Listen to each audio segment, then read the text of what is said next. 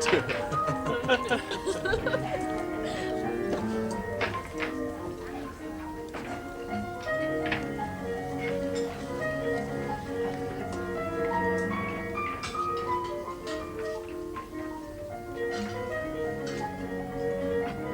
Well, George. Mr. Gooch. Still alive, eh? Sometimes I'm not very sure. You made a right dog's breakfast of this place since I saw it last. What have you got the floor cleared for? You going to have a dance? Oh, no, sir. No, the big beam that kept up the floor was worm-eaten. They're going to pop it up with steel girders, but you know, they can't cut the girders. On the lip of the pit, eh? In a way of speaking, yes, sir. It's all right if you don't walk on it. No. Never mind the menu. I'll just take what you've got. I'll go and have a drink at the bar while you're getting it ready. I think we have a nice portion of chicken en casserole. Oh, yes. Your own special, particular long-eared chicken, is it? That's right. And a bit of marmite to begin with, sir. I'll leave that to you. Dead certain I've seen her photograph somewhere. But don't look now. Don't look. You've been gazing and gazing at her for the last half hour. No, I haven't. And I'm sure I've seen her photograph. Well, she's an actress, probably. No, she's not. I know all the actresses. Shut up, Maisy. She'll hear you. Well, she certainly knows how to knock 'em back. That's her fifth double brandy. Maisy, be quiet, I tell you. She's not an actress, but I know that face. It's a complex. She probably reminds you of the nurse who let you fall out of your pram. I never fell out of my pram. Oh, yes, you did. Right on your head. That's the only possible thing that could account for you. Hit me on the back. Not too hard. You beast. You made me swallow my tonsils. Not unless they're black market tonsils. Not in a dump like this. Michael, it's 10 o'clock. Oh, we'd better get going, haven't we? Yes, if we can. I'm tired. No, of course you're not. Hi, waiter. George. Don't call him George. They don't like it. Well, his name's George. Look, I'll meet you at the front door, all right? Thank you. Fine. Come along, Maisy. You know, I do believe you are tired. No, I'm not. Look, a lot of stuff you girls carry about with you. Look, I'll see you at the front door, and if you see George, tell him to hurry up, will you? All right. Hurry up, George. He wants you. Very good, miss. Oh, and George, thank you for a lovely dinner. Oh, thank you, miss. I'm glad you enjoyed yourself. Oh, I did. I'm tired. I should not have noticed it, miss. Good night, miss. Good night, miss. Good night, George. Thank you. This way, sir. Garçon, l'addition, s'il vous plaît. Arrive tout de suite, monsieur. A very nice table for you. Thank you very much. This will do very well. Thank you. Voilà l'addition. Oh, voilà. Thank you, George. Good Lord. Well, there we are, George. You're a hold-up man. Oh, thank you, sir. There go another month's wages. Thank you. Good night, sir. Thank you very much. Oh, what an accident. Fortunately, there wasn't much in it. Please bring me another double brandy. Are you sure, madame? Perfectly sure. Very good, madame. A double brandy. Some nice hors d'oeuvre to begin with, sir. We have some very nice beans and chopped turnip, a bit of beetroot, and some Russian salad. No, please. I think I should like some Vienna steak and some pomme sauté. You couldn't do better, sir. Oh, is it very good then? I didn't say it was very good. I said you couldn't do better. Your coffee is getting cold. I like it cold. You kick up hell in the morning if it's cold. This isn't the morning. I know it isn't the morning. I never said it was the morning, did I? I don't know whether you did or not. No, you never listen to what I say. Listen to nothing else. Well, it isn't the morning and it's getting late. So why don't we go home? What for? What do you mean, what for? After all, home's home. Is it? That's right. Start an argument. I work my fingers to the bone with no help. No help. Trying to make you comfortable, and then when we do go out for an evening together, you deliberately spoil it all. Spoil what all? You insist on coming to this damned awful restaurant. You used to like coming here. Now, look, don't start on that again. Hi, waiter. Coming, sir. I want my bill. Yes, sir, directly. Look sharp about it. Look, he's coming as fast as he can. And my father told me it was a sign of a gentleman to be polite and courteous to servants. Hell of a fine gentleman your father was. I'm not going to discuss my father with you. Think not. At least he always treated my mother as if she was a lady. But perhaps she was. No, perhaps about it. I should think you'll admit I know my own parents. Go on. Let's have a row about nothing. I don't call it nothing when you say unkind things about my parents. I was very fond of my parents. It must have been nice for them. Thank you, sir. you very much. Good night, madame. Good night, sir.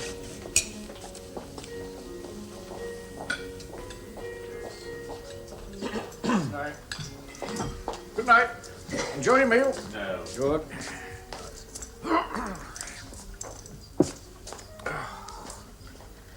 Getting a bit colder outside now. Yes, it is cold. Yeah. Do you mind if I smoke? No. Some people mind, you know. I always ask permission first. My nephew's in the Merchant Navy. Brings these all the way from Burma. Whenever I'm in town, I come here. Old George looks after me like a Dutch uncle. And it's quiet. I like it quiet. Not one of these people who likes to have his dinner in the parrot house at the zoo. Besides, they know me here, and that makes a difference, of course. Don't you, George? Yes, sir. I was just telling them, one of the things I like about this place is that even though it's packed jammed to the door, it's always quiet. What's that music on the wireless? A bit of Chopin, fancy, sir. All right. It's in the private room, a small wedding party. Oh, really? Give them my love. Very good, sir. But I don't suppose they'll need it. Oh, need it. Look out, sir! Unless you want to go through the floor. Round by the edge, sir. Round by the edge. You're on thin ice you are, sir, there. I suppose we all are these days. Easy does it this way, sir. I forgot. You told me. I'm sorry. Makes you think, doesn't it, hey? Could have broken his blooming neck there. My goodness. Oh, the soup's hot. Can't think how they do it.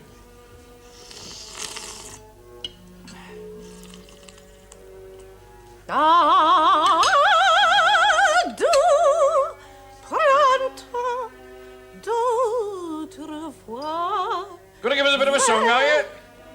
Very good. Well, go on. Don't mind me, I like it. Who are you? Gooch. My name's Gooch. The card here somewhere. Ah, here we are. I don't know you. It's very impertinent of you to speak to me. Oh, there's nice manners, I must say. Merely past a civil remark. Oh. George, shift me over to that table there, will you? As you please, sir. Bring me another of these, please. Very good, madame. Yes, me, she's had enough already.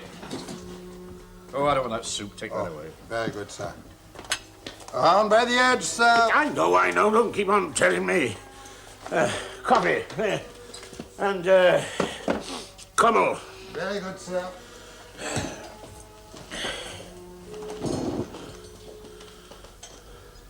My father is dead, I think. He was a mild man with a great red beard. He wore a beard because shaving hurt him. His skin was very tender. My mother died before him, and I was the eldest of 7 daughters. I don't know why I'm talking about him. He is dead, you see. They are both dead, my father and my mother. But he was a clergyman. Yes, my father was a clergyman.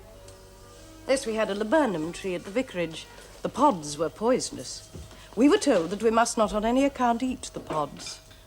It was like the tree of the knowledge of good and evil in the Garden of Eden. Only that was an apple tree, and this was a laburnum tree. I ate some laburnum seeds, and I was very ill.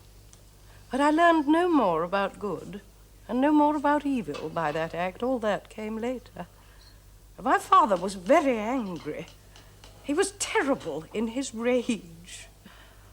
I wore a white sailor suit when I ate the laburnum.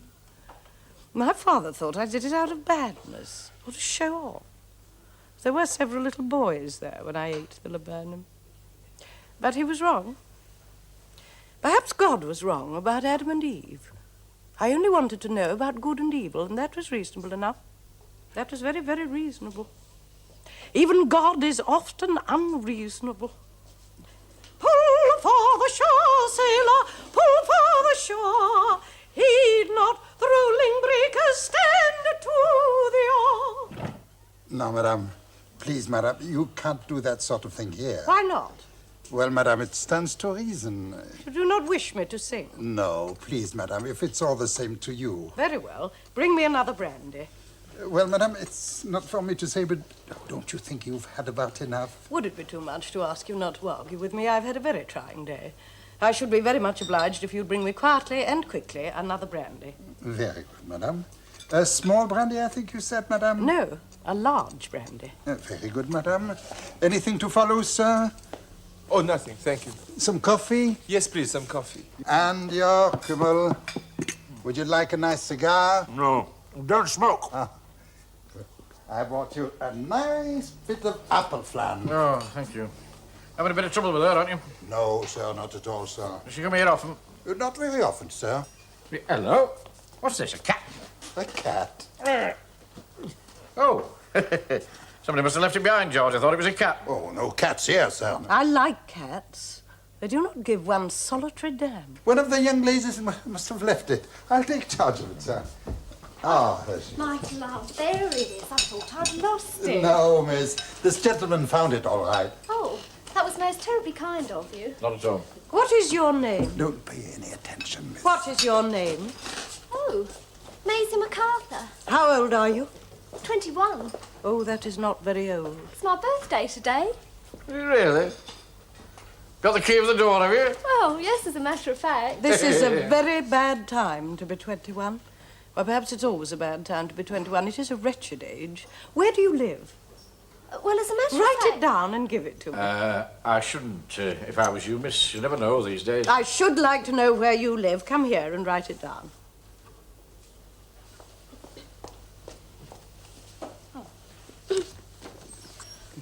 Thank you. Absolutely no use telling anybody anything, is it?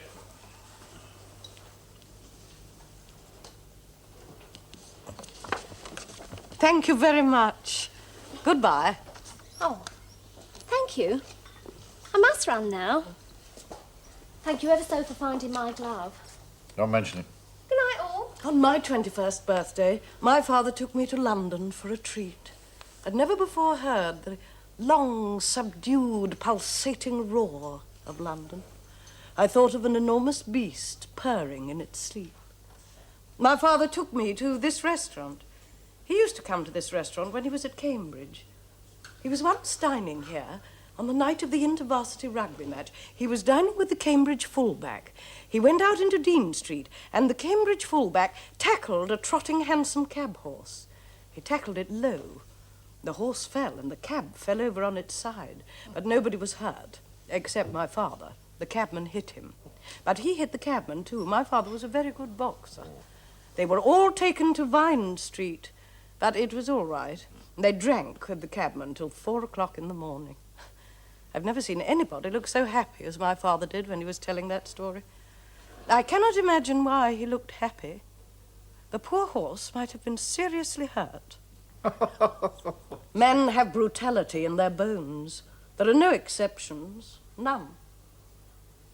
If you'll permit me to say so, madam, now you're being downright insulting. Our gardener used to beat his wife. He was covered with hair, like a monkey. She was worse than he was. She liked being beaten. Our gardener was kind to me because he was a hypocrite, but I did not know that at the time. He gave me a piece of cherry wood once that looked like a doll. I dressed it up in some silk rags and loved it more passionately than I've ever loved anything in my life. I still feel faint when I smell cherry wood. That isn't what I was going to say. What was it I was going to say? I do not know, madam. Say much more, you'll be out on your ear. I've seen you before, somewhere. Oh, well, it doesn't matter. Everything has happened before. The Dark Ages have happened before. The apes have beaten us before when we thought they were feeding out of our hands. I had an old aunt once who opened a gorilla's cage in a menagerie. She couldn't bear to see him in the cage because he was so like her late husband, my uncle. She had managed my uncle by kindness, all by kindness.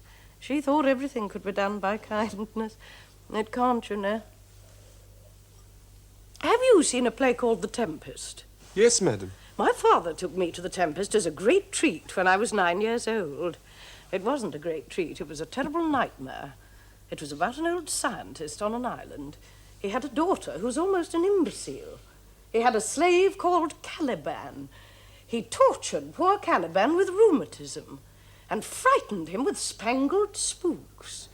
And after 20 years on the island, he sailed away and left it worse than it was before. No pooks, no spooks, nothing but rheumatism, and Caliban in a bad temper. Then Caliban got 2 new masters. One was drunk and the other was silly. I don't know what he did with them after the liquor went dry. He probably ate them. Thank God the play stopped before that. It always happens. It always happens. And 100 generations, the leaves of autumn have dropped into the grave. And again we shiver miserably in the confines of a long winter, as Christendom and the Roman Empire did hundreds of years ago. Again and again, and again and again, we have covered the face of the earth with order and loveliness and a little justice, but only the face of it. Deep down below, the subterranean brutes have bided their time to shake down our churches and palaces and let loose the little rats to sport among the ruins. Uncle! Oh, here you are. How very good of you. I'm afraid you spoil me. Oh, it's horrible brandy. But I am passionately fond of brandy of any kind. It's like loving children, isn't it? We never realize that all children are different, do we? Your taxi is waiting, madame. Oh, poor taxi. It is terrible to wait and wait and wait, and often to find that nothing happens after all. May I help you on with your coat, madame? No, that's not what I meant. Give the taxi some money and send it away. He won't be too pleased, madame. My life is not very important, but I find it too important to devote it entirely to pleasing taxis. Be good enough to do as I tell you. Very good, madame. George. If you can't deal with her, why don't you send for the manager? Oh, it's all right, sir. You leave it to me, sir. You must all come and see me in my beautiful garden. I shall tell Vincent to prepare a very special tea party. I shall write to all of you, but I haven't got your addresses. I've only got 2 here. There is a gentleman over there who has said nothing at all. He will be a very valuable guest at my tea party. I'm afraid I talk far too much myself. Look out, go round the edge. Don't go across that, it's dangerous. Good evening. Good evening. What is your name? Watson.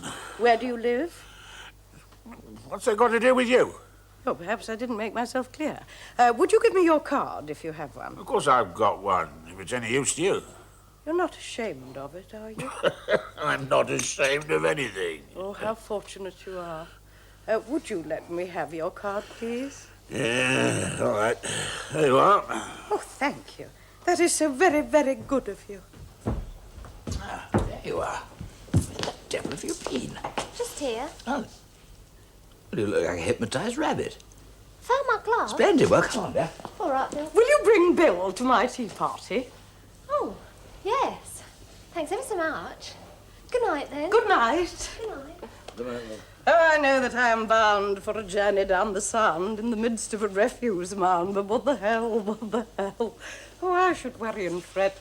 Death and I will coquette. There's a dance in the old dame yet. Toujours gay, toujours gay. Ours is the zest of the alley cat. What do you think, Archie? It's not my name, Archie. You haven't given me your name, have you? No, excuse me, not yet. But I know you, don't I? I do not think so. Oh, it doesn't matter if I know you or not. My name is Mehitabel. It's an interesting name. I lurk in the alleys. I'm the prima ballerina of the crumbling chimney stacks and the wet, slippery slates. Did you drink my brandy? No, madam. I must have drank it myself. You look honest enough. Very kind of you to say so. Are you a foreigner? Yes, madam. At home I'm not a foreigner, but now I have no home. Jesteś także zabłąkanym kotem. Jakiś inny tłusty kot pije z miski twoje mleko. You speak Polish, madam. Do I? I asked you if you were a stray cat, too. I asked you if some other fat cat was lapping at your saucer of milk. Yes, madam, you asked that. A fat cat is sitting in my saucer, but there is no milk. My name is Ernest Piast. I live at the Young Men's Christian Association in Bedford Place. Piast? We may have met, I cannot tell.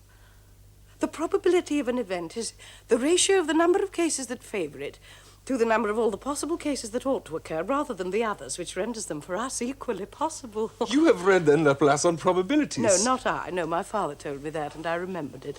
But we may have met. It may even be probable you will come to my tea party. I shall be honoured.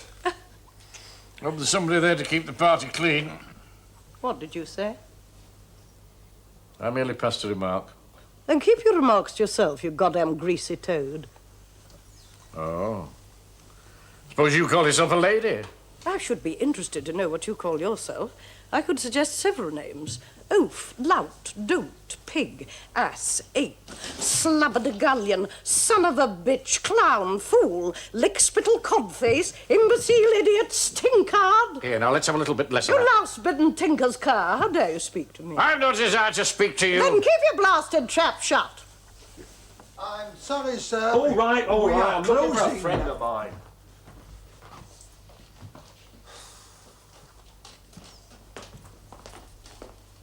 Home. Now. Oh, hello, Vincent. I'm not going home. I've found my affinity. Well, he can wait. Here's your coat. My God, you've led me a pretty Don't dance. touch me. Don't you dare touch me. Get up, then. My friend, you must behave yourself. Now, you keep out of this, all right? Keep out of it, do you hear? I hear perfectly It's all well. right. He's taking the lady home. He's not taking the lady home unless she wishes to go home. How beautiful, Ernest. I do love you. Madame, if you'll accept me for your escort. You sit down, sir, before you get hurt. Ernest, take me with you to the YMCA. I told you to sit down. You get out of my way! Here, kill him, Ernest, my darling, my lad. Oh, you be quiet. Oh, this is terrible. I've never seen the like of this. I'm sorry, sir, but you did ask for it.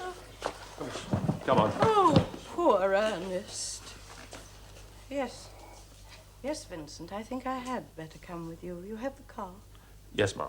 Have you got your bill? No, pay it, please. Waiter. Isn't dead, is he? Fortunately, no. Couple of fivers cover it. I think so. Bit better. Keep the change. There's no change, you can lump it. And tell your boyfriend there I'm not going to sue him for assault. Good night. Good night to you. Ready? Yes.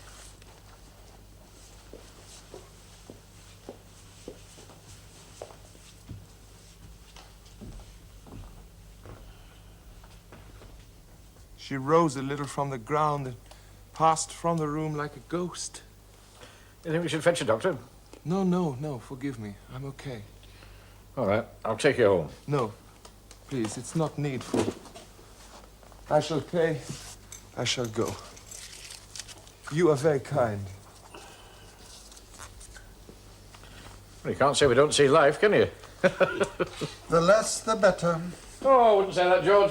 Who was that dame, anyway? Well, pleasant enough lady when she's sober. She's been a good looker in her day. No doubt, sir. But her day's past now. I suppose it is, sir. It's very sad when they drink.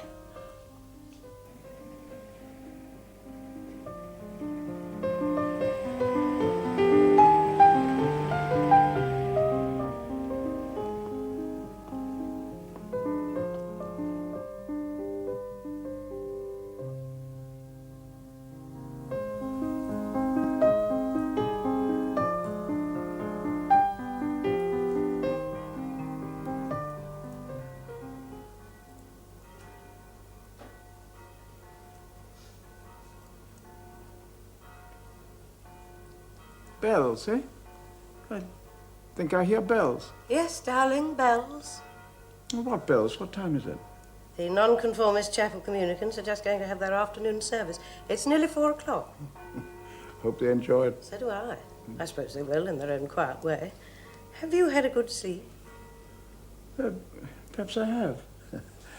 I mean, I'm conscious. I know nothing about it. Are we having tea here? Would you like it here? Is anyone coming? I didn't think so. You didn't ask anybody. I hope not. I feel a little tired today. You don't suppose some abominable bores might take it into their heads to pop in? I think I've got them trained to stay away when they're not invited. Still, you might have asked someone at the hospital board meeting or somewhere and forgotten all about it. You are sometimes forgetful and... Yes. fine afternoon for October. All the more reason why you should banish these morbid thoughts. No, I think we're quite safe. Good. Just you and me, then. Just you and me, darling. Oh, there you are, Vincent. We'll have tea out here, just for Sir Joseph and me.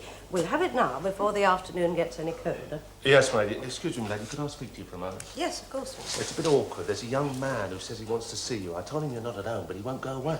What? Hey, what's that, Brad? What are you blethering about? I was asking about the tea, sir.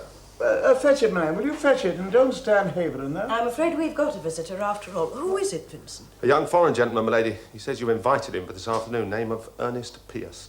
Pierce? I don't remember the name. I think I remember him, my lady. I'd have dealt with him, but I thought he might cause trouble. He showed me your invitation. It's in your handwriting. For God's sake, stop mumbling. Tell the damn fellow her ladyship's not at home. I told him that, sir. He's still there? Yes, sir. What's he say? I said yes, sir. Well, kick him downstairs. Very good, sir. If those are my instructions. You shouldn't need instructions. I'm afraid you're a bit of a sissy, Vincent. No, stop. I think I remember. Send him here, Vincent, and make it tea for 3. Very well, my lady, if that is your wish, but... What's he waiting for? I don't know, darling. What are you waiting for, Vincent? Don't you realise I'm doing my best? What's he say? He says he's doing his best. I never want to see him doing his worst. Thank you, my lady.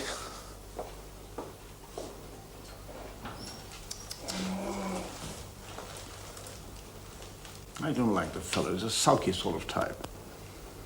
I'll get on to the doctor and ask him to send someone else. He does very well. Hmm?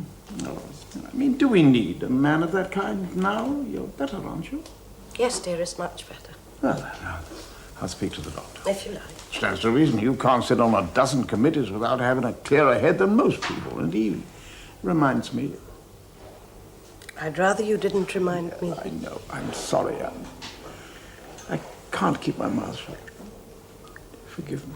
Of course, dearest. Dearest, you'll have to forgive me. I'm afraid we've got a visitor after all. Oh, I say, damn it, I told Vincent to kick him downstairs. I don't think that would do. I promise he won't stay long. Well, who is it? He's a very charming, young, displaced person. Oh, no, don't. It's only for a little while. Have some difficulty in following when most people try to speak English, except you, my dear. But I will not bust myself trying to follow broken English. Tell Vincent to take some tea into my study. Very naughty. I shall have to punish you. Oh, not you. You're far too kind-hearted. It's a funny thing, that, but it's true. Most kind-hearted women have faces like the back of a cat, but you haven't. Don't understand you at all.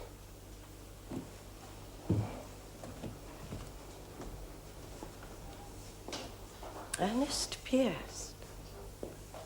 Ernest Pierce. No, I don't remember. Mr. Pierce. Oh. Vincent, would you take barley water to Sir Joseph in the study and bring tea here? Thank you, my lady. My lady, if you don't recall who this young gentleman is, and if he tries any of his blackmailing tricks, you can tell him that I do know him.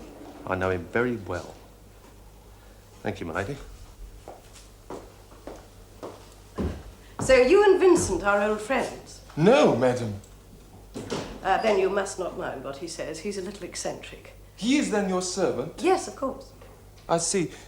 You don't think that's why I came here to blackmail you? Why should you? And I invited you, didn't I? Yes, madam. It was most kind of you. Yeah, very well, then. Vincent has simply said something rather extraordinary, and we shall pretend not to have heard him. Now, tell me all about yourself. Yes, madam. But first, I do not wish that there should be any mistake at the commencement of our acquaintance. No. It would be a pity to make any mistakes at all. What is troubling you? I read in an English novel this word blackmail. You cannot believe it of me that I would do such a thing. Well, naturally. Or I should not have invited you to tea.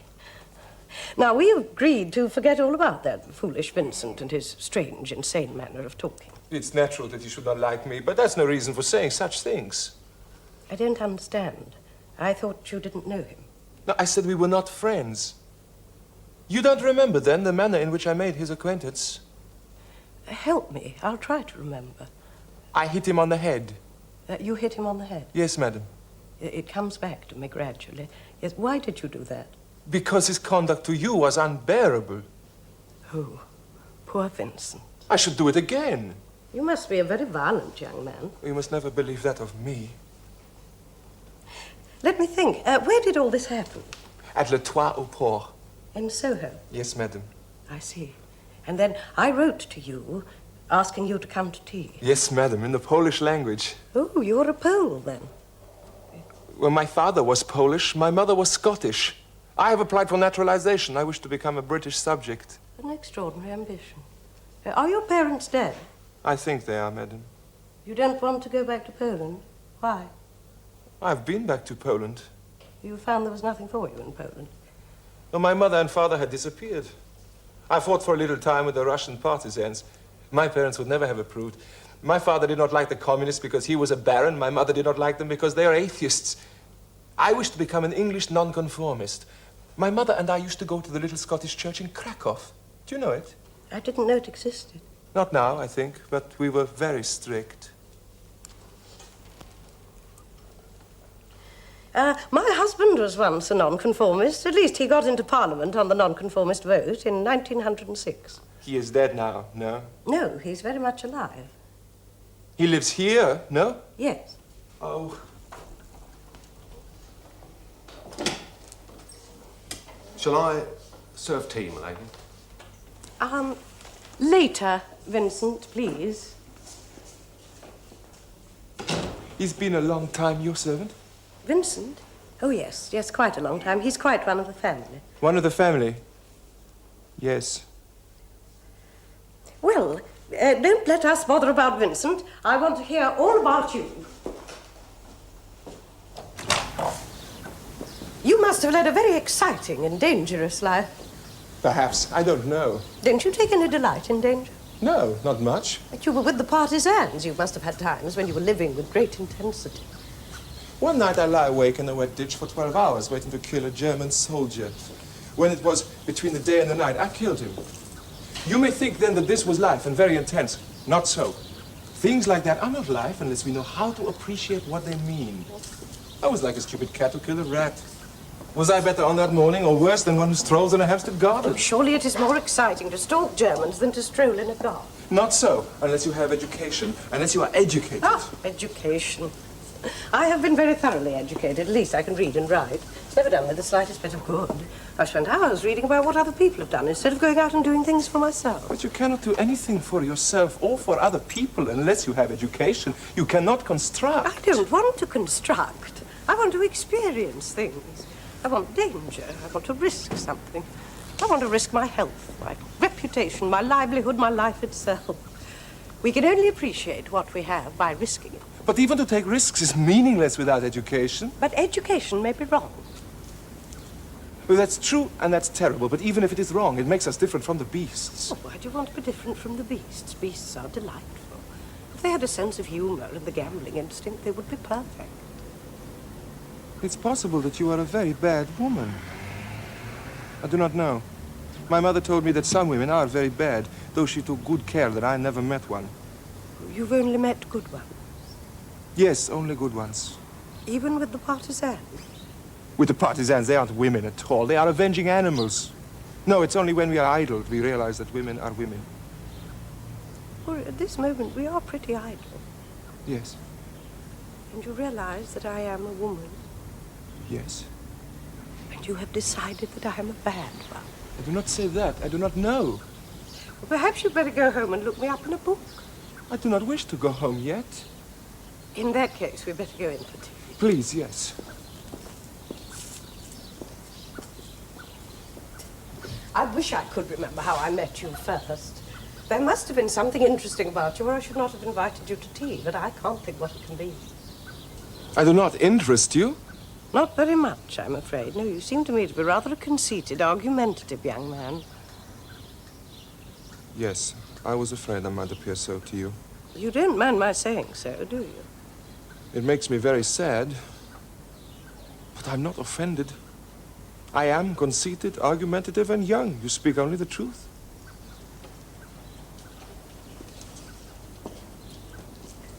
Tell me more about our first meeting. See, my memory plays me the evilest tricks.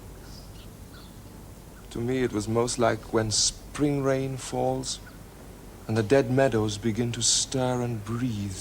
Oh, my dear Ernest, there is another side to your character. I tell you simply how it appeared to me.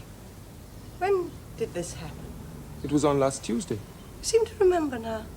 There were a lot of other people there, too. Yes. There was a fat man, a noisy man, and several cheerful young people. Was it a good party? No, it... I seldom go to parties nowadays. I have not been very well.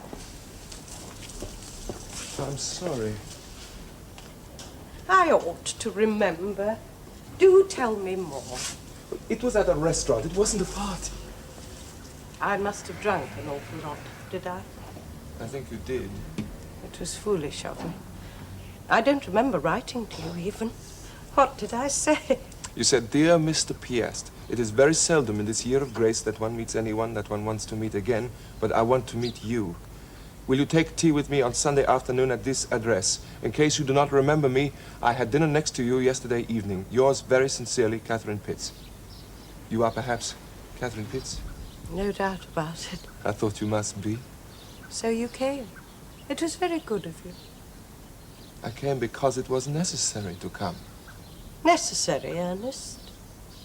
Yes. I'd seen you once and all was changed. You were la gloriosa donna della mia mente. Dante said that about Beatrice. It means the glorious lady of my mind. You are the glorious lady of my mind, Mrs. Pitts. Well, it's Lady Pitts, as a matter of fact. You are the noble? My husband is a baronet. That is a sort of little baron. It would not have mattered to me if you had been a princess. That you are a little lower in rank does not matter to me either. We don't ask for the pedigree of the planets. I am beginning to enjoy our little chat.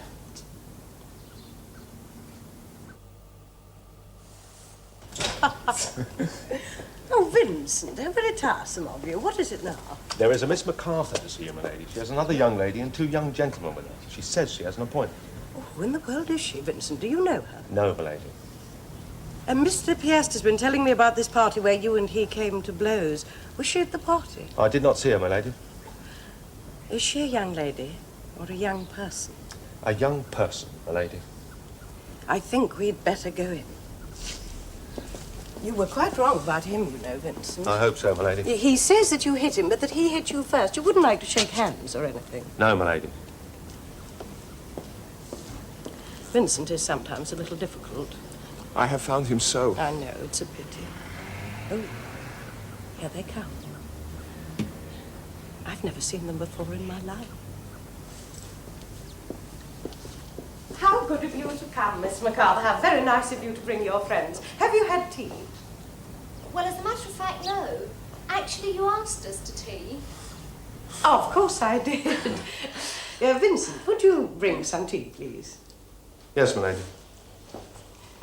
Well, this is very nice. It's quite like old times. Do please find seats for yourselves.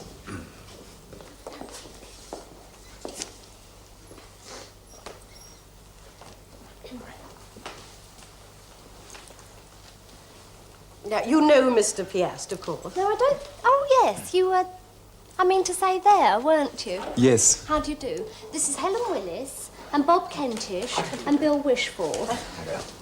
They're awful fools, really. Oh, very unjust of you. I don't think they're a bit awful.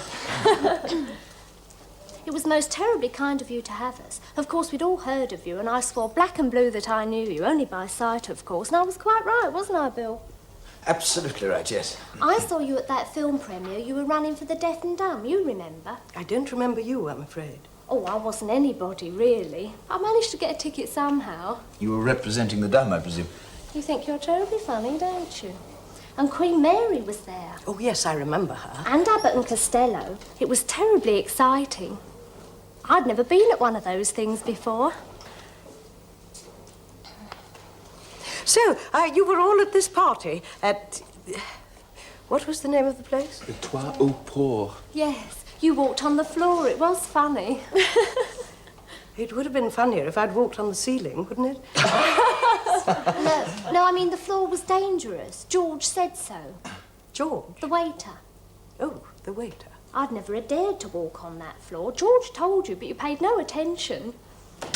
I'd never have dared. When was this? When I came back for my gloves. Thank you, my lady. There are two gentlemen to see you, my lady. They say you're expecting them, a Mr. Gooch and a Mr. Watson. Oh, they sound like plainclothes policemen.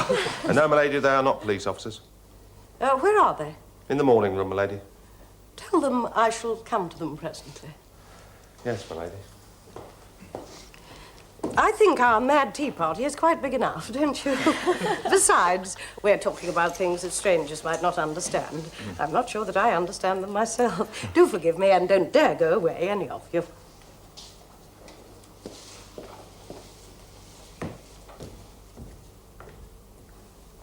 That's how she walked, right across the rotten floor. Well, I don't think we've any reason to be here at all. You're only reminding her she was stinking tight. Absolutely. Well, I didn't want to come at all. Well, it's Maisy's fault. Well, she asked us. Well, I wonder why the hell she did that. I think she's a bit mad. More than a bit. Yes, still, I say, the old girl does herself pretty well. Be silent, you abominable people! I think we'll have a little less of that, if you don't mind. Just remember, you're talking to ladies. I'm not talking to ladies, I'm talking to blue-behind apes. Yeah, you were referring to my young lady. Yes, and you also, you who desecrate the moonlit temple of Artemis with your simian chatterings. Yeah, I don't know who the devil you are, or indeed what the blazes you're talking about. But let me tell you, sir, that we didn't win the war to have some pop-eyed foreigner chucking his weight about. Now, you just get the hell out of here. If you wish to fight me, I will fight you whenever you like and with whatever weapons you choose. Okay, Doug, but in the meantime, just get out. You tell me to get out, you miserable, stupid, salacious suburban beast. Now, look here, that's quite enough. That's quite enough. Shut up, Bill. I'll talk to him. You are not there to talk to me, you ignorant pig. You are not fit to talk to anybody. Anybody!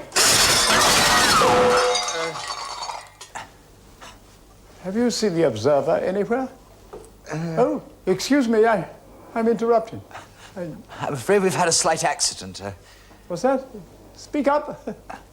I'm afraid we've had a slight accident. Oh, well, there's a bell there.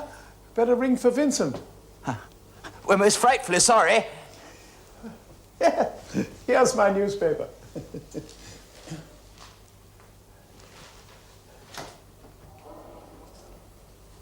I hope you're ashamed of yourself. I am ashamed of myself. Quite right, too. I'm so bad as you are. Thank you very much indeed. Should we ring the bell? No, let's get some of this straight first. I don't think there's much broken.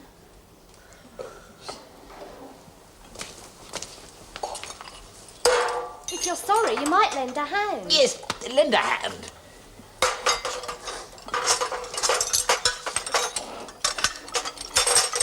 I wonder who that old guy was. Another patient, I expect. We were idiots to come at all. It was just Maisy's blasted curiosity. Blue behind you. It's an absolute lie. I think there are some friends of yours. Oh. I'm terribly sorry, Lady Pitts, but, we were fooling a bit, and I'm afraid we've spoiled your lovely tea service. It doesn't matter a bit. But don't crawl about on the floor. You'll only spoil your clothes, and that won't make things any better. I'm afraid we were just fooling about. Well, in that case, here's Mr. Gooch and Mr. Watson. Perhaps they'd like to fool about, too. Oh, my lady, I think our time in life is long past for that. But may I have a word with you in private? Would the rest of you... Ernest, would you like to take them for a walk in the shrubbery? No. Yes, if you wish that I should. Do you like shrubberies, Mr. Watson? I haven't had the experience, ma'am. Well, there's nothing like a lovely new experience. Now, go, all of you, and come back in 5 minutes. There's a tiny little hill. If you climb it, you can see right over the wall, right down to London, if the day is clear. You've seen London, though, Mr. Watson. Yes. Still, you can't have too much of a good thing. I'll have something for you to eat and drink when you come back.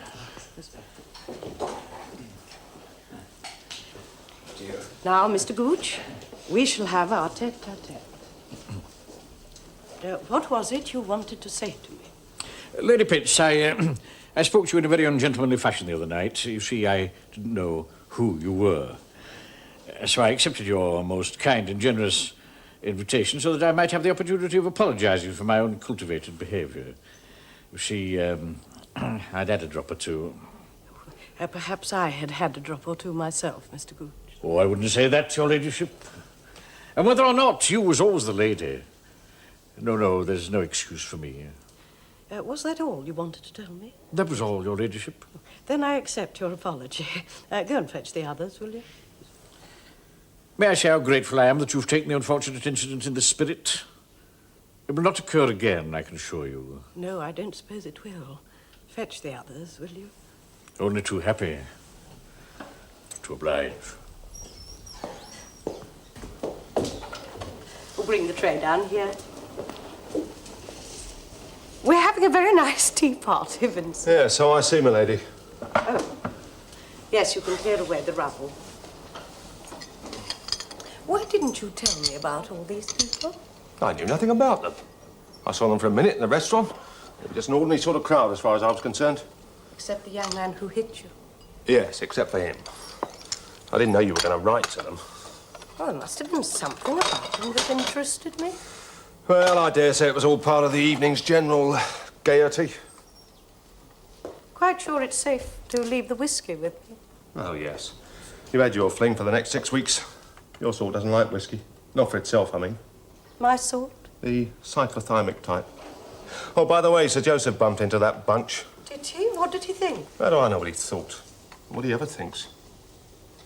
Will that be all, my lady? Yes, thank you, Vincent.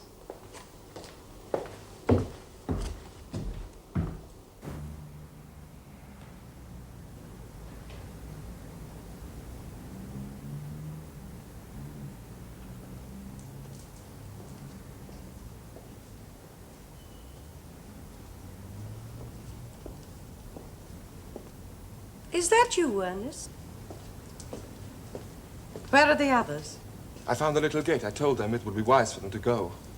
That was very impudent of you. I'm sorry. I asked Vincent why I had invited him. He said it was because I was drunk. But that is no explanation. Vincent is a very stupid man. He's a faithful watchdog, but a very stupid man. It is sad and strange that only stupid people are faithful. Have you noticed that, Ernest? It's not a universal law, but there is truth in what you say. I think I invited them because I was lonely. God, I am lonely. It cannot be that the unique and exquisite can be anything but lonely. My loneliness finds expression only in drunkenness and delirium. All the rest of the time I say, keep off, keep far away from me. No, don't take my hand, please.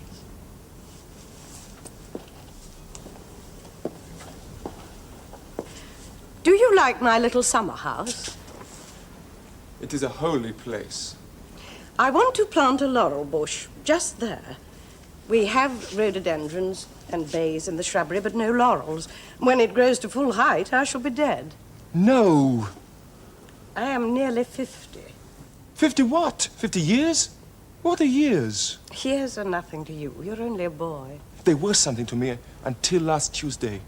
They were made of long hours and long minutes to be filled with work and experience. But now they are nothing. There is not much meaning in what you say, Ernest. I cannot fall in love anymore. It isn't necessary that you should fall in love. You can't give me anything you haven't given me already. You say there's not much meaning in what I say. That may be. I don't speak well English. But there is meaning for me now in the words happiness and grief, joy and sorrow. My God, if only there were. Hey, don't be a fool. You don't know me. You know nothing about me. I know all that need be known. You think you're in love with me, don't you? I think so. It's calf love. You think I'm your poor damned Presbyterian mother or something. You come bleating to me because you've lost your way. I'm not a Presbyterian and I'm not your mother. And I've lost my way, too. You've made a mistake. You were right about only one thing. I'm a bad woman. As bad as I knew how to be. As bad as be damned. I've been bad all over Europe and America, north and south. And now, when I'm burned out and more than half mad, I'm playing at respectability with all the fervor I put into the other thing. I'm even the chairwoman of a marriage guidance clinic. I could tell them something. And now, I'm a kept woman. Kept in more senses than one. Vincent there is my keeper, among other things. His job is to keep me out of mischief, and I have the impulse to dash out and say to the first beggar in the street, for God's sake, speak to me. Tell me I'm not the only creature in this damnable dead universe. I can only say that when I'm tight, you see. I think I told you that. Yes, you told me. So, you see, you'd better go away and find some young lady in Pond Street. By the way, the service at the chapel round the corner should be nearly finished. If you go now, you'll see dozens of them coming out, blushing with the beauty of holiness.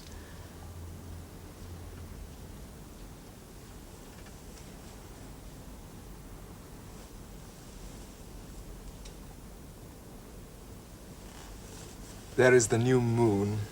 Well, I shouldn't pay any attention to that if I were you, unless you turn half a crown in your pocket. It's been a lovely day for the time of the year. Quite an Indian summer. But it's getting cold now. I must go in. You have given me something else. How? By speaking as you have done. Oh, what have I given you? A little common sense? No, you have given me hope.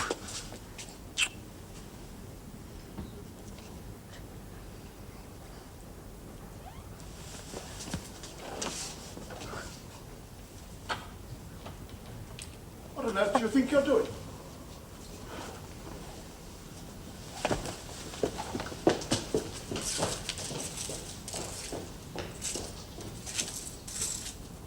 It's cold. The barometer's fallen. You should have been in long ago. Besides, the doctor said you went to excite yourself. Damned if I know what that fellow Vincent's thinking about. Then you come now, at once. Come along. Yes. Yes, Joe, darling. I'm coming.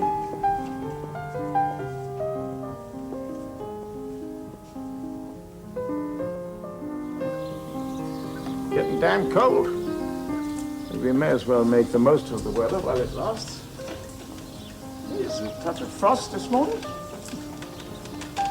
What the devil's that? Her ladyship had it planted last week, sir. What do you say? Her ladyship had it planted last week, sir. It's a laurel bush. Well, yes, but she want to go planting that in November for it'll die. Devil's got into her head. She seemed all right a week ago, too.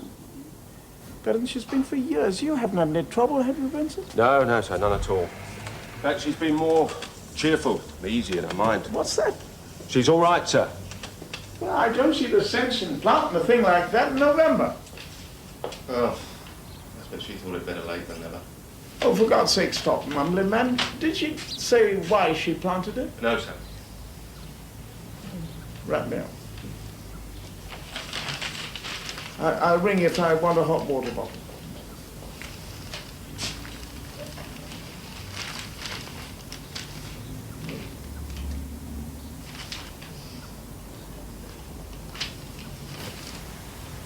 Will that be all, sir?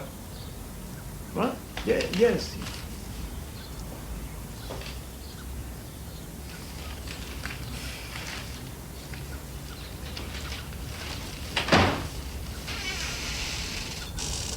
Wait.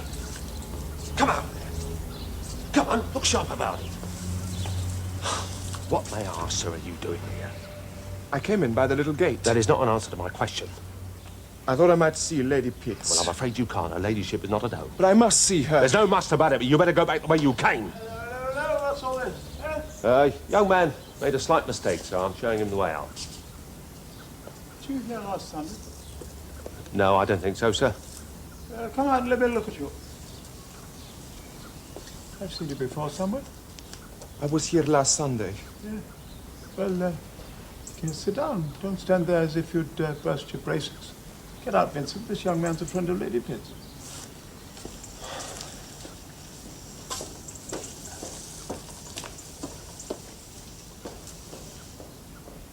Yeah. Talking to that gadget, but don't bellow. Hmm? What's your name? Ernest Piast. Italian? No, Polish. Oh, my God. Well, Mr. whatever your name is, it seems to me you're laboring under some misunderstanding. That's to say, if you're the young gentleman I saw practicing catch-as-catch-can with my wife last Sunday, I suppose I'm right about that, am I? It's not how I would describe the incident. Well, let's say your aunt. I'm 87 years of age, Mr. Piast. And incidents like that don't upset me as much as they might have done if I had been younger. As it is, I can see the matter pretty much from my wife's point of view. You've spoken to her? Oh, God, no. Don't go about asking for trouble at my age. No. You're a foreigner, but you seem a decent enough young fella. I still have some sort of vague recollection of what young men are like, especially foreigners. And I don't blame you. But I must give you a word of warning. You've bitten off a damp sight more than you can chew. Sir Joseph, I very much love your wife. So do I, my boy, so do I, but that has nothing to do with the case. You don't understand. It's most unfortunate that you should come upon us at the only moment when I forgot myself. You must believe me when I say I worship your wife as I worship God. To think of her in any other way would be blasphemy. I see what you mean. Suppose that's why you skulk about in my shrubbery on a Sunday afternoon. I wanted to explain. To Lady Pitts? Yes. In much the same terms as you've used to me? Yes. I see. Seems hardly worthwhile, does it? It is tremendously what you call worthwhile. Well, that depends on the point of view. I suppose you're quite serious about all this. I swear before God I am. Do you know anything about Lady Pitts? She's told me all. Yeah, take this. There's a rug here. Take that. You're shivering with the cold, man. Go on. Told you all. Well, what has she told you? I'm not at liberty to betray her confidence. Did she tell you that she'd had a nervous breakdown? No, but I'm not surprised. Rather important from everybody's point of view. I don't think she could have told you very much. I tell you, she has told me everything, and I have forgotten it, absolutely. Lady Pitt's father was a parson in Sussex. He had a lot of daughters, all parsons have. But she was the clever one. She took a scholarship at Newnham and a Travelling Rockefeller scholarship after that, just after that had been founded. She had first-class honors in economics and modern languages. Damn stupid, I call it. Woman can't carry all that, and her physiology, psychology as well. Anyhow, it was no damn good to her. She had to become a governess like the rest of them. She had to get out of that, of course. So she married some sort of a usher at a public school. He was killed climbing Snowdon about the year 25. He left her £675, 18 and 4 pence.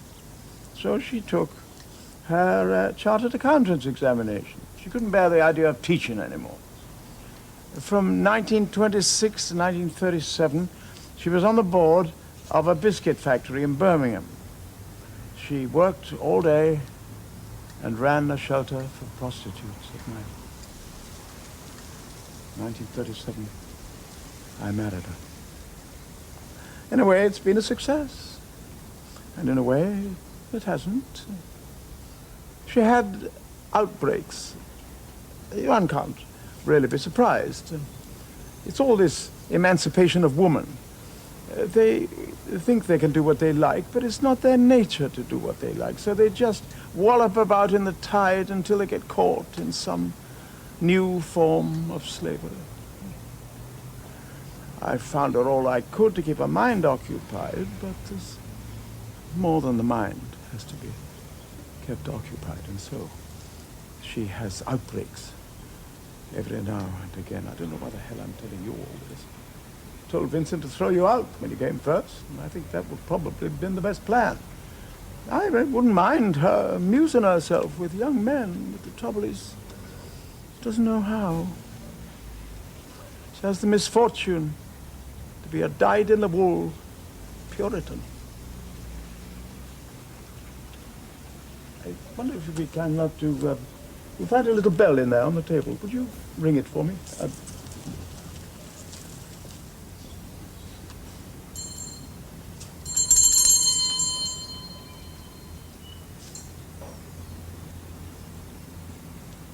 By the way, how do you support yourself?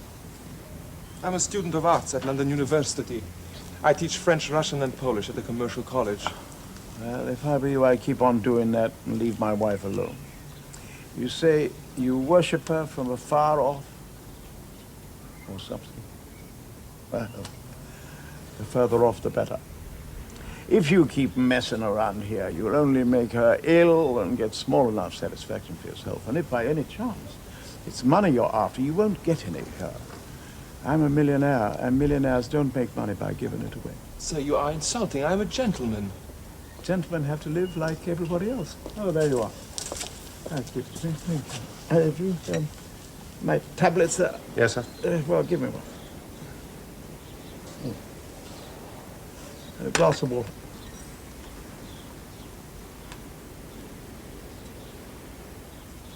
Are you all right, sir?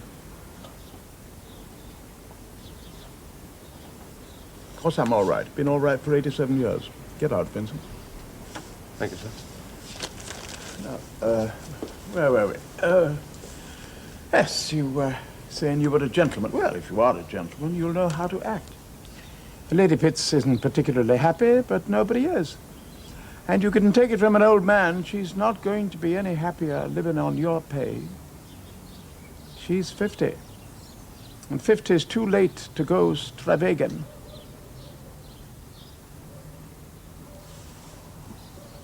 Sir Joseph, what you have said has very much disturbed me.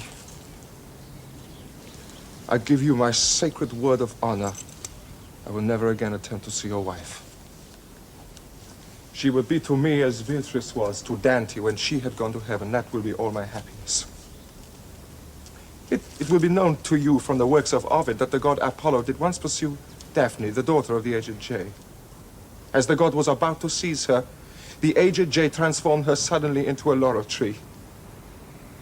It's very sad, but it is grand also. For the laurel Daphne still eternally spreads her leaves, and the sun god from 92,830,000 miles away still warms and comforts her and endows her with life. It will be so with me.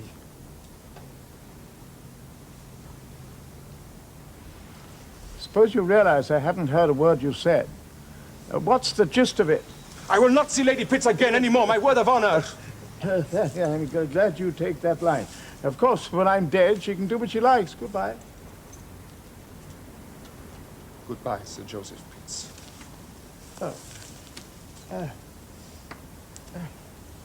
I've taken rather a fancy to you. Pity we shall never meet again. You know the little shrubbery gate, don't you? Yes. Go out by there. Goodbye.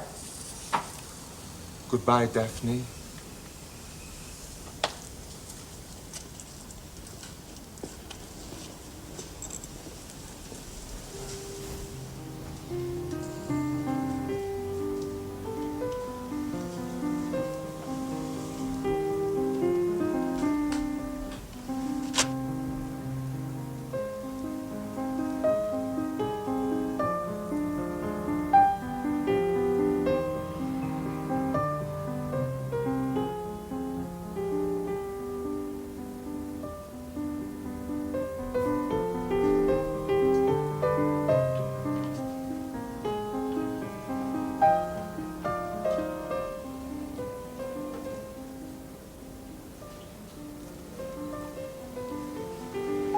Who's that? Oh, it's you, Kitty. Yes, dearest. Ain't you coming to sit down? Yes, dear. Here. Mustn't catch cold. Pretty parky out here. It's November now. Yes, Joe, it's November. Yeah. Wonderful we can get outdoors this time of the year. Yes, Joe. November, pretty well all the year round. Never mind. Still get out. It's the important thing.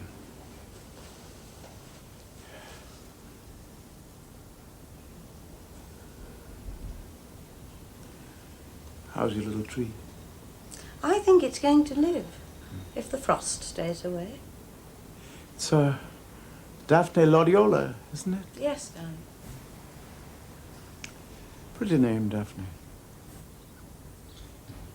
There was a young fella here looking for you. Young foreign fella. Had quite a chat with him. A decent sort of a young fella. What did he want? Oh, nothing important. He'll probably write to you. He may not. Did you send him away? No. No. Went himself. Quite a nice sort of fella. Bit daft. I don't think I'd worry about him if I were you. Anymore. Are you trying to tell me something? No. I can tell you things without trying. It's one of the things I liked best about you. What did he say? Oh, well, how do I know what he said? I'm as deaf as a post, as you know. Did he leave any message? Nothing particular. I gathered he'd taken a fancy to you. I don't blame him. You look lovely to me. Never bought anything I liked more. Oh, you bought me, did you? I suppose so.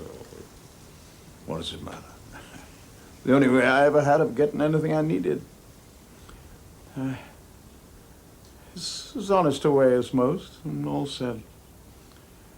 I've never regretted it. Have you? I don't believe I have.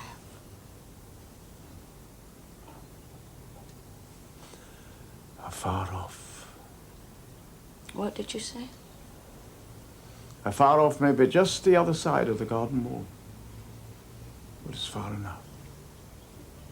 Or the outside of a glass on a glass case. Never mind. It's better than nothing. By God, it's better to be outside the glass case than in it. That's right, old Daphne, isn't it? God, don't you know it? Femina sapiens. Daphne Laureola. Never mind. You're safe behind glass. No frost can reach you. Not if I can help it. Pure, bloody apple white. Collector's piece. I loved you.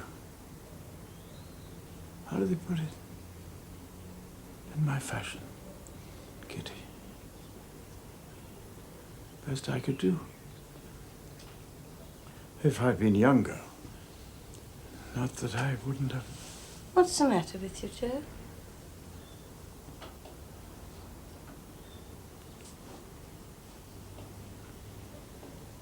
Death, my dear. Just death. The first natural thing that's happened to me for half a century. Joe, where are your tablets?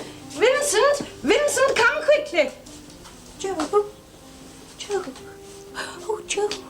Joe, don't go. I need you. Do you, sweetheart? That's not so bad then.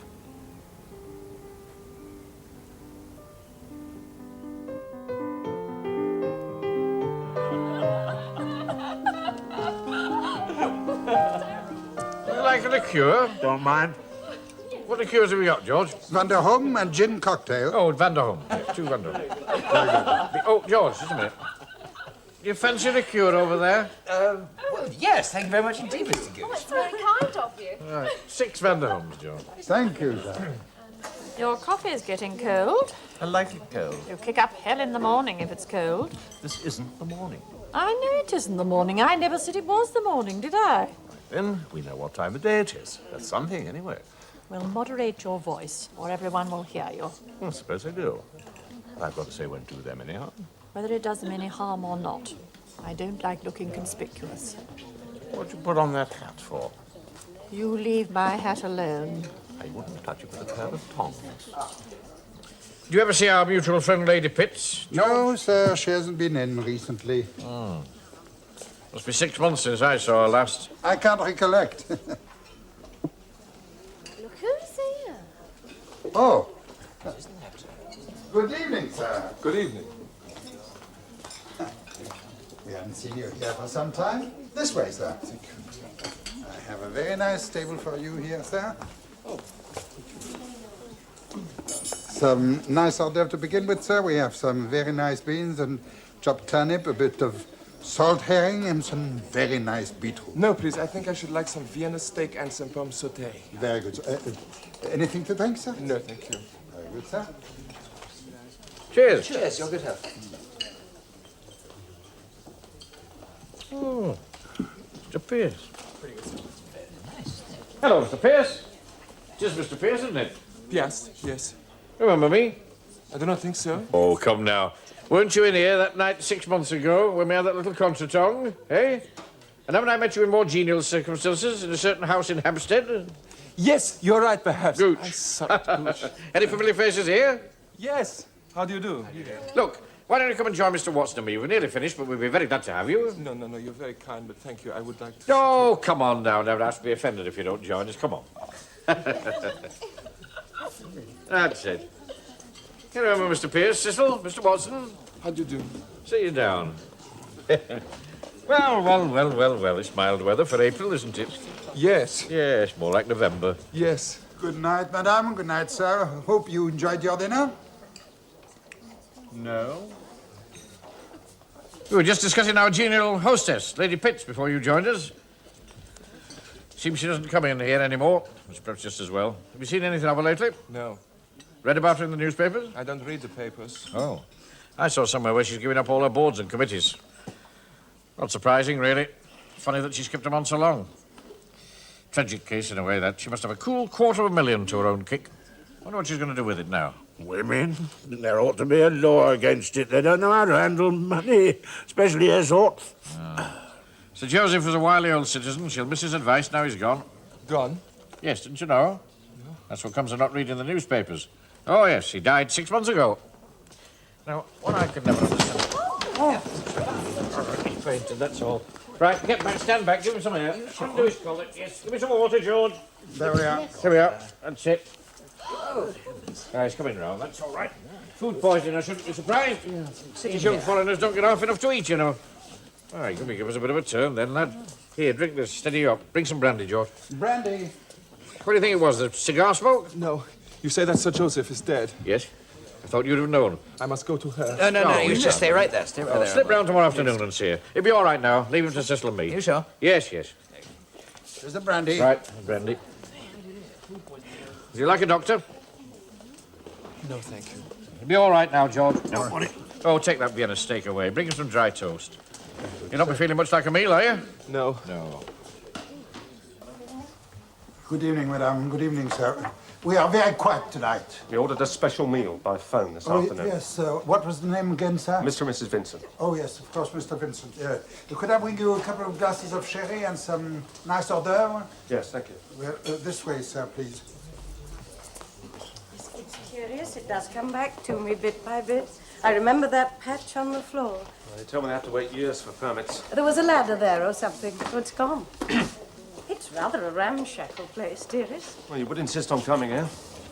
I didn't think it was a particularly good idea myself. We might... Good Lord. What's the matter? You want to go? No, why should we? Now I know it was sheer inspiration. Mr. Piast, don't you recognize your old friend? You set him a bad example, your ladyship. You remember me, name of Gooch, Mr. Watson, and the young people? Oh, of course. Well, this is really extraordinary. The long arm of coincidence, eh? How are you, my lady? I'm very well, thank you. Or perhaps I shouldn't be calling you my lady, eh? Do I understand that we're to congratulate you? Yes, if you like. Well, I'm sure we all do. Ladies and gentlemen, please be upstanding and drink the health of the happy pair. Mr. and Mrs. Vincent, isn't it? May you have long life, and may all your troubles be little ones. Mr. and Mrs. Vincent. Hello. You're not joining in, Mr. Pierce. You've not been very well, has Mr. Pierce. Come along, pull yourself together. Drink the health of the happy pair. Oh, well, please yourself. For they are jolly good fellows, for they are jolly good fellows, for they are jolly good fellows, and so say all of us. Hip, hip. Hooray! Hip, hip. Hooray! Hip, hip. Hooray! Oh, we'll all sit down together. We'll all sit down together. We'll all sit down together and wait for his reply.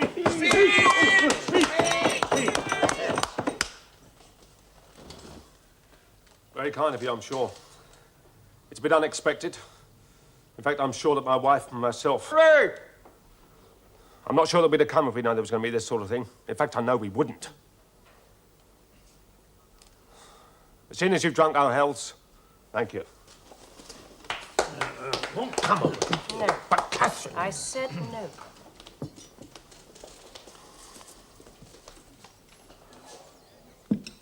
Quite a party, eh, George? Yes, sir.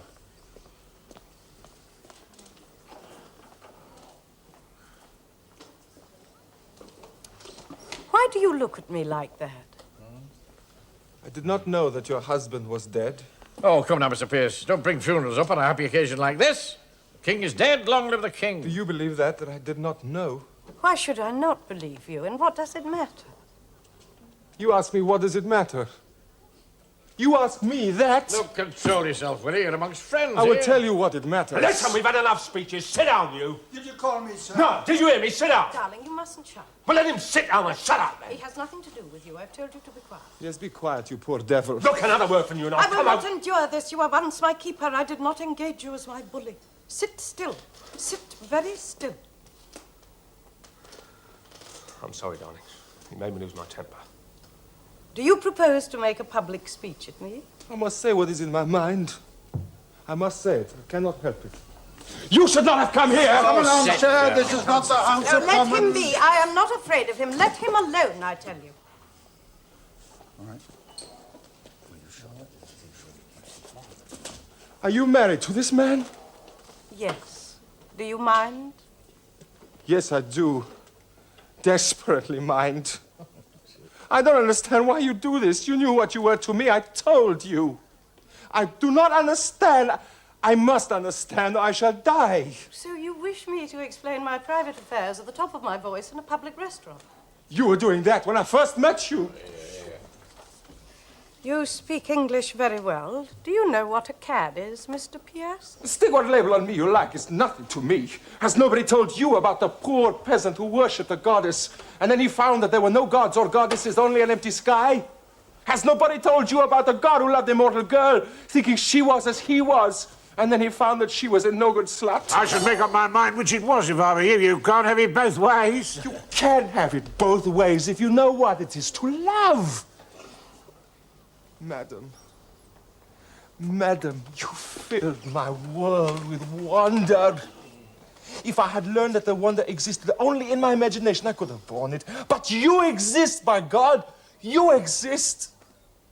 The blessed sun has changed to a huge scorpion, and the great mountains to pestiferous dunghills, and the green grass to bile. Oh, goodness gracious The me. pure light, the heaven, the light of the mind, the light filled with love. I asked you for nothing more. I desired nothing more. You have plunged my light into darkness to enjoy the embraces of that evil dog. I say, chaps, I think we should go. It was nothing to me that you lied to me.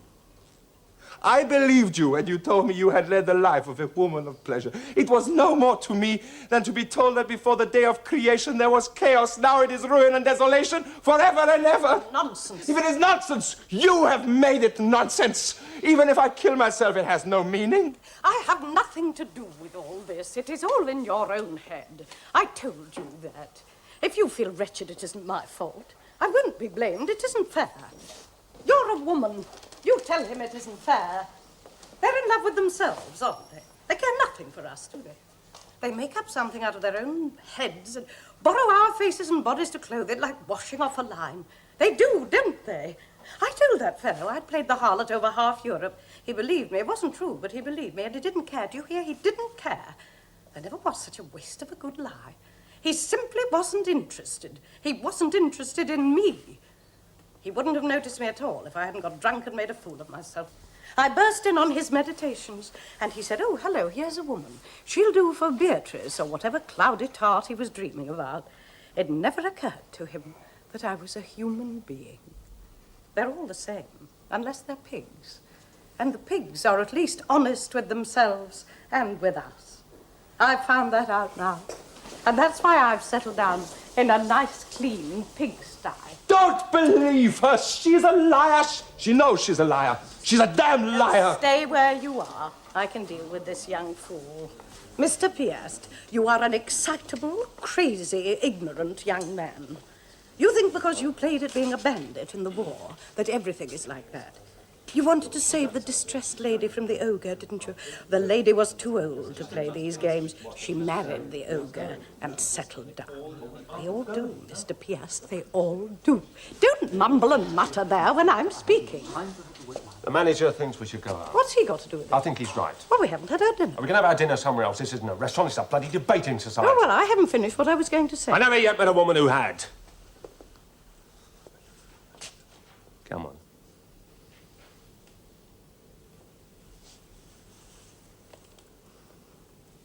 I seem to have been a little silly. That's all right. You got a bit overexcited. Yes. Yes, I suppose I did. Forgive me.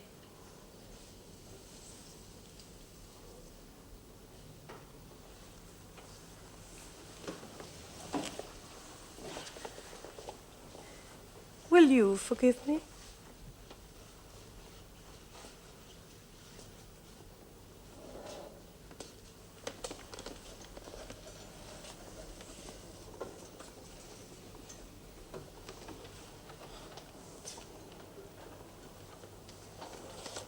Why should I forgive you? You've done me no wrong.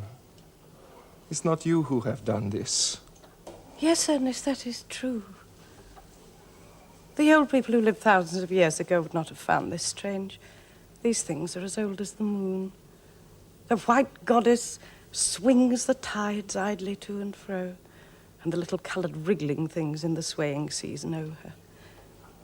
They know that she is higher and more terrible than their simple round of eating, fighting, copulation, and death. But you will not be cast by the fringe of the tide on the shingle to die in the hot sun. Go back into the sea, Ernest. The moon is a silly, cold goddess. Find another god, Ernest. Good night. Round that Liège, madame. Oh. The floor isn't safe. Yes, of course, I remember. Good night. Good night.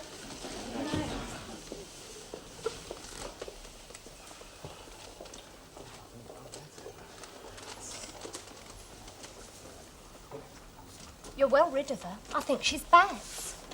So do I. Oh, I don't know. I think there's a lot in what she says. I know now what it is.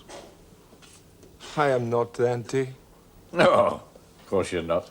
Nothing like him. No, no.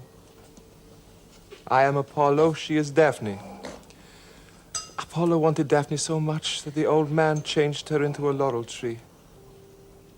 But Apollo still rode on his predestined course day and night. Day and night. That's right. I don't know what you're talking about, but will you have a drink? I thank you. A double brandy. Good. I'm glad you're taking it like that. George, brandy.